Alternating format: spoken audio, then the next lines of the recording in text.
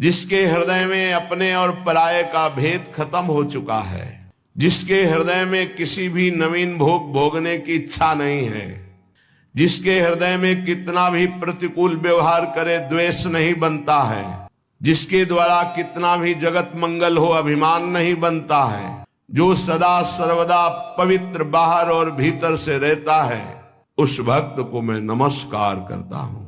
जिसका भारी से भारी संपत्ति और विपत्ति में समान भाव रहता है, अर्थात भारी संपत्ति आने पर भी भगवत विस्मरण नहीं। चाहे जितना वैभव संपत्ति आ जाए वो भगवान का विस्मरण नहीं हो सकता, चाहे जितनी दुख विपत्ति आ जाए भगवान का विस्मरण नहीं हो सकता।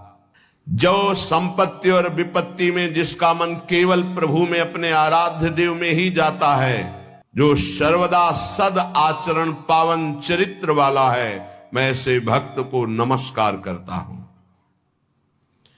जो प्रपंच में रहते हुए भी प्रपंचातीत है, ये प्रपंच में रहते हुए भी प्रपंचातीत है, जो हर समय परम पावन विचारों से युक्त रहता है, जो समाज में रहते हुए भी एकांतवासी है, भगवत चिंतन परायण है, मैं ऐसे भक्त को नमस्कार करता हूं।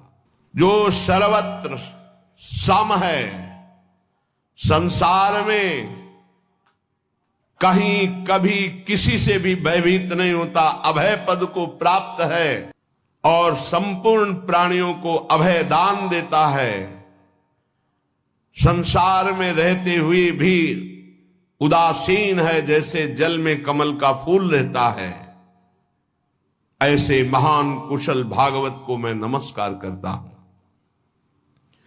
जो सदैव चातक की भांति अपने इष्ट का अनन्य सेवन करने वाला है। चातक केवल स्वाति के बूंद को पान करता है। जैसे इस चातक की वृत्ति को हिताचार्य चरण वर्णन कर रहे हैं।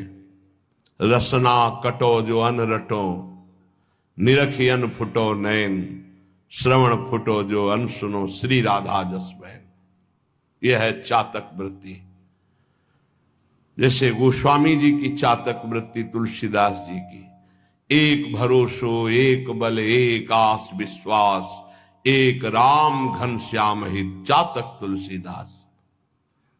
अपने आराध्य देव में पूरी अनन्य निष्ठा, सर्वदा इष्ट गुरु की अधीनता से युक्त, स्वतंत्रता से रहित। ध्यान दीजिए, जो इष्ट और गुरु की अधीनता स्वीकार किए है और स्वतंत्रता का त्यागी है, वही परम स्वतंत्र होता है। जो समस्त द्वंद्वों में सहने में वीर है, गर्मी सर्दी मान अपमान निंदा स्तुति राग द्वेष से परे है, ऐसे महान संतुष्ट चित्त भक्त को मैं नमस्कार करता हूं। संतुष्टायन केनवा, जो अपने आराध्य देव के अतिरिक्त किसी को नहीं पहचानता। एक स्थिति होती, लाखों चेहरे सामने होते हैं, लेकिन केवल प्रियालाल बस।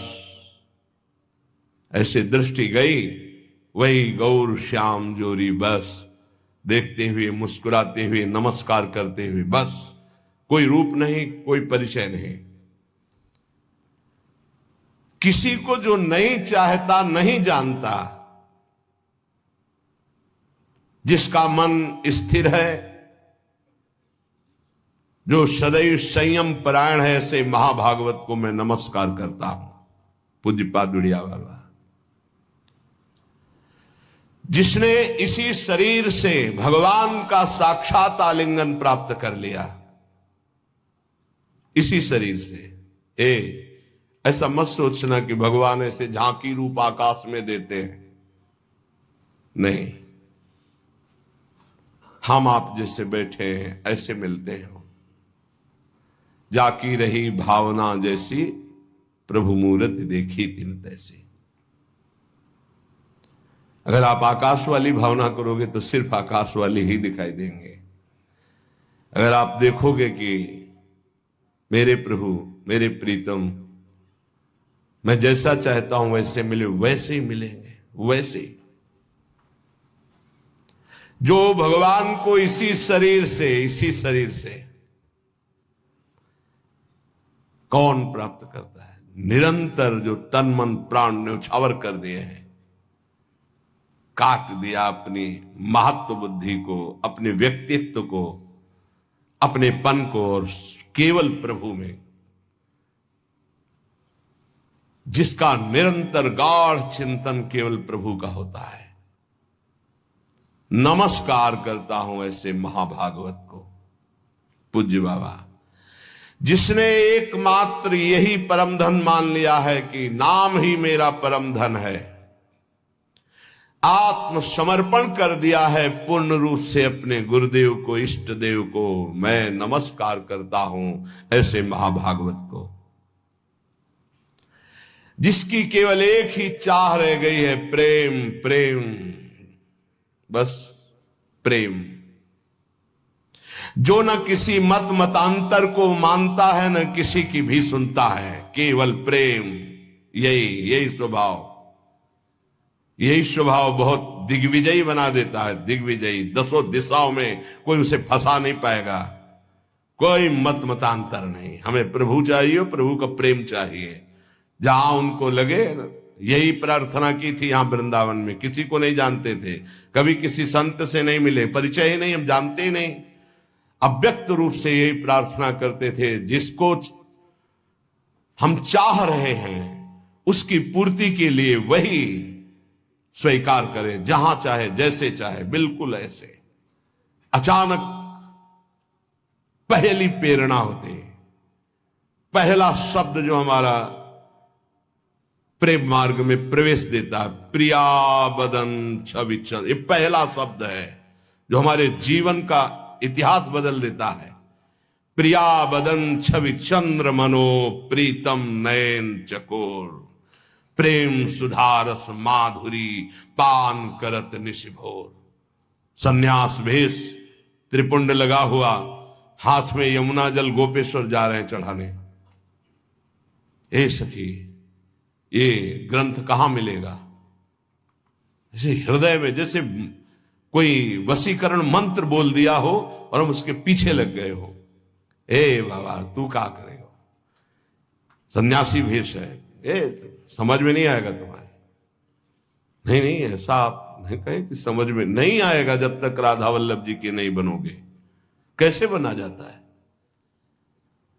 राधा वल्लभ जी में जाओ, कुछ पता नहीं हमें, कुछ नहीं जानते, कुछ नहीं, किसी से नहीं मिले, कोई ग्रंथ नहीं पढ़ा राधा वल्लभी, कोई मत मतांतर का हृदय में आदर नहीं, किसी भी मत मतांतर का, बस एक उसी परम प्रेम की चाह।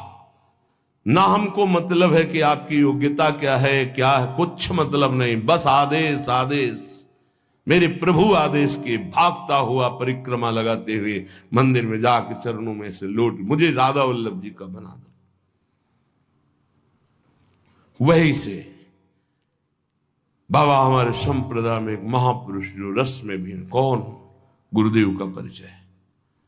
उनके ये बिल्कुल तिनके को जैसे हवा उड़ाती हुई चोटी पर बैठाल दे, वैसे देखा जीवन को। कोई बुद्धि का एक कहीं भी लेस नहीं कि हमने गुरु का वर्ण किया, हमने संप्रदाय का वर्ण किया, हमने रस का वर्ण, कहीं कुछ नहीं। आज भी हमें केवल ऐसे से मतलब है, कैसे हैं, कहां हैं, का कोई मतलब, किसी मत मतांतर संप्रदाय किसी से कोई मतलब नहीं। जहां जैसे ले चल रहे हो, बस देखता चला जा रहा हूं, बस। बाबा कह रहे हैं, जो किसी भी मत मतांतर का ना आदर है ना अनादर है, दोनों बातें, ना निंदा है ना आदर है, केवल अपना लक्ष्य हृदय प्रेम के लिए व्याकुल है, ऐसे महाभागवत को मैं नमस्कार करता हूं। ऐसे भक्तराज का दर्शन, प्रणाम, सेवा करने वाला परम धन्य हो जाता है। सतरति सतरति सा लोकांतारयति। यदि ऐसे महाभागवतों का सानिध्य मिल जाए तो कामनाओं का नाश और मोक्ष और प्रेम सहज हो जाता है। अमोघश्च, भक्त का हृदय भगवान का धाम बन जाता है। भक्त के हृदय में संपूर्ण प्रेम वैभव के साथ भगवान प्रकाशित हो जाते हैं। ऐसे भक्तों का यदि संग न मिले तो प्रेम का रंग कभी प्राप्त हो ही नहीं सकता। भक्त की संपत्ति, भक्ति की सिद्धि, भक्ति की कैवल्य मुक्ति, ये सब चरणों में लौटती हैं, पर वो इनकी तरफ ध्यान नहीं देता। वो केवल प्रेम चाहता है। सर्वस्व त्यागी संपूर्ण रूप से केवल प्रेम में विलीन होना चाहता है। आत्म विसर्जन करना चाहता है, भूलना चाहता है अपने आप को प्रेम में आराध्य देव के। ये दुर्लभ बात है। यही परम पुरुषार्थ मनुष्य देह का परम लाभ केवल अपने आराध्य देव के चरणारविंद हृदय में दिखाए। गौर वरण सावल चरण रच मेहंदी के रंग, बस यही सिद्धि है। ऐसे महाभागवतों का संग केवल विशुद्ध भगवत कृपा से होता है। अब अभक्त के लक्षण अभी सुने, महाभागवत भक्त के लक्षण। अब अभक्त के लक्षण। जो अभक्त हैं वो जिसको विद्या का अभिमान है, विद्वता का, जिसको व्रत का अभिमान है, इतने दिनों से भोजन नहीं पाया, इतने दिनों से जल पिया, इतने दिनों फल पाया, इतने दिन केवल दूध पे रहे, अभक्त के लक्षण। जिसको ऐश्वर्य का अभिमान है, इतना इतना इतना ऐश्वर्य है आंतरिक, जिसको अपनी साधना का अभिमान है, जिसको अपने बुद्धि का बल है, जिसको अपने व्यवहार का बल है, जो सदैव अपमान करने वालों का नाश करने की हिम्मत रखता है, जो स्वार्थ के वशीभूत यश की पुष्टता और मान के लिए सारा कार्य करता है, वो भगवत भक्ति से रहित अभक्त है कोई भी हो। पूज्यपाद उड़िया बाबा। जो भगवान के महान स्थिति को प्राप्त संत और भक्तों की निंदा करता है, जो सगुण साकार उपासकों की निंदा करता है, जो मूर्ति पूजा की निंदा करता है, जो शास्त्र की अवज्ञा करता है, जो देह बल वाला है, मैं कुछ भी कर सकता हूं, मानता है वो कि मैं बलवान हूं, वो अभक्त है कोई भी हो। जो गुरुजनों की आज्ञा का उल्लंघन करता है, गुरुजनों पर दोष दृष्टि रखता है, जो विद्वान संयमी अव्यक्त स्थिति को प्राप्त महापुरुष हैं, उनकी उस स्थिति को न जानकर उनकी निंदा करता है, जो सदाचार रहित है, वह अभक्त है। जो वचन के द्वारा, मन के द्वारा, शरीर के द्वारा दूसरों को फंसाता है, पीड़ा देता है, अपनी इंद्री की तृप्ति में रहता है, कटु भाषण का स्वभाव बन गया है, छल कपट करता है, वो अभक्त है। जिसकी मित्र है केवल इंद्रिया और मन, जैसी इंद्रिया मन की प्रेरणा हुई वैसा ही कार्य करता है, दूसरों से धन की आशा रखता है, भारी व्यवहार में ममता फैला रखा है और इसी ममता को वो सुख समझता है। सद्विचार से रहित, वैराग्य रहित रागी पुरुष अभक्त है।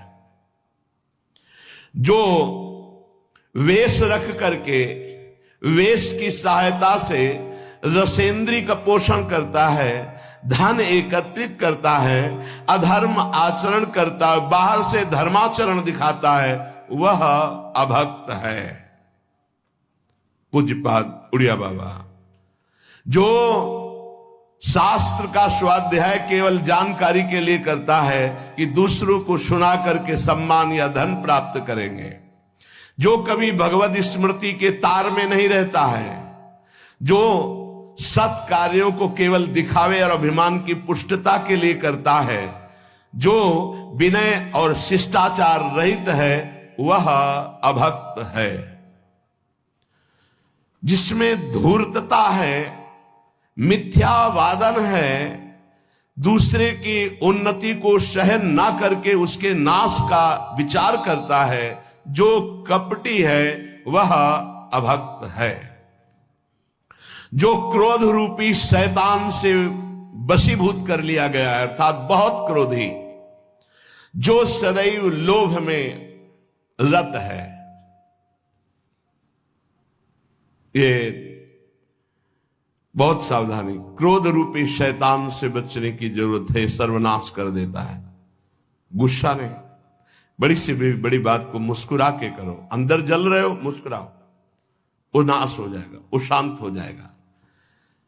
लोभ इसकी जरूरत नहीं।